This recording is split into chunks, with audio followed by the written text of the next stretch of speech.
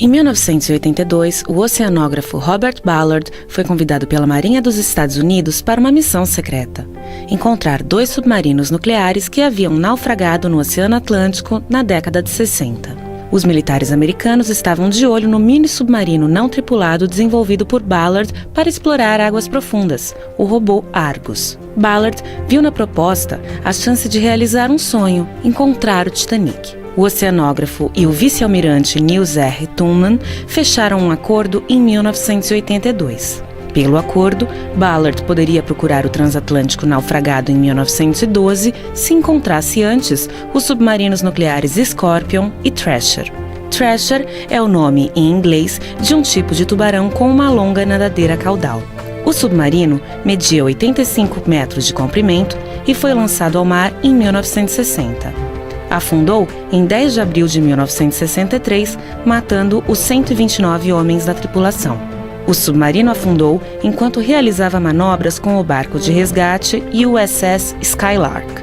Segundo as evidências, a tubulação de água salgada do Thrasher arrebentou e provocou uma inundação e um curto-circuito do sistema elétrico quando o submarino buscava sua profundidade limite. O acidente causou um apagão automático do reator nuclear. Sem propulsão e incapaz de conseguir potência suficiente para acender, a escuridão foi tomando conta da embarcação.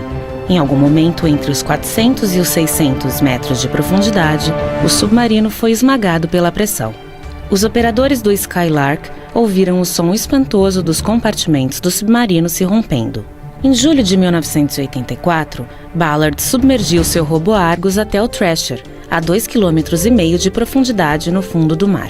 O que encontrou, segundo o próprio pesquisador descreveu ao canal National Geographic, foi um cenário de destruição total, como se alguém tivesse pegado um brinquedo e jogado em uma máquina trituradora. Os destroços estavam espalhados por uma extensão de 2 quilômetros. Ballard encontrou o reator e constatou que não havia vazamento radioativo.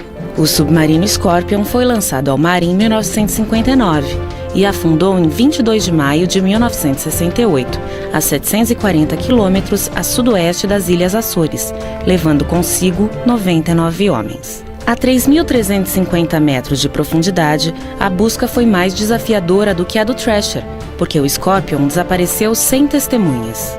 O submarino levava armamento nuclear e estava envolvido em operações militares nunca esclarecidas pelo governo dos Estados Unidos. Especulava-se que ele havia sido atacado por um torpedo soviético, em represália ao abatimento do submarino russo K-129.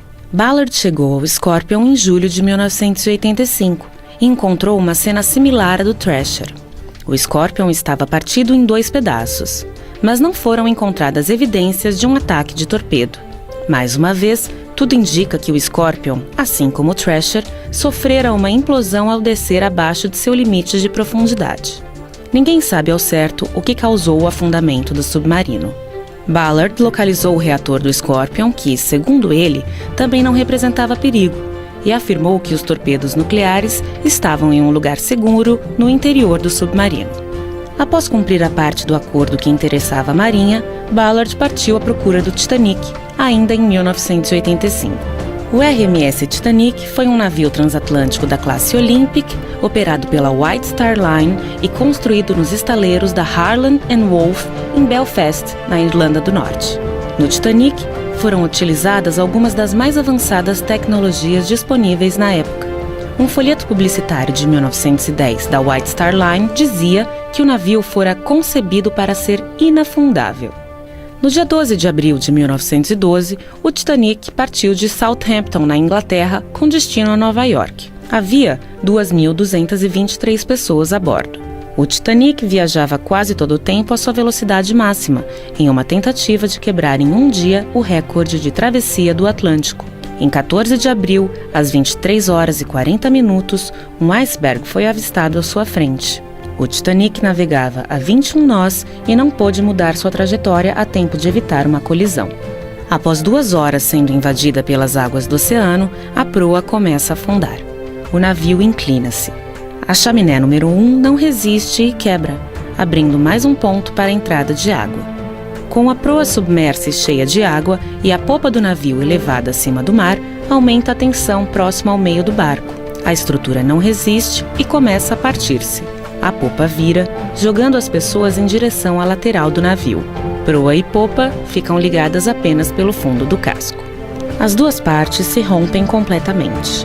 A proa segue afundando.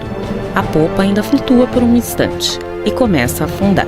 Cerca de 3 horas após o choque com o iceberg, o transatlântico inafundável desaparecia no mar para voltar a ser visto novamente 73 anos depois. O mais famoso naufrágio do mundo deixou 1.517 mortos.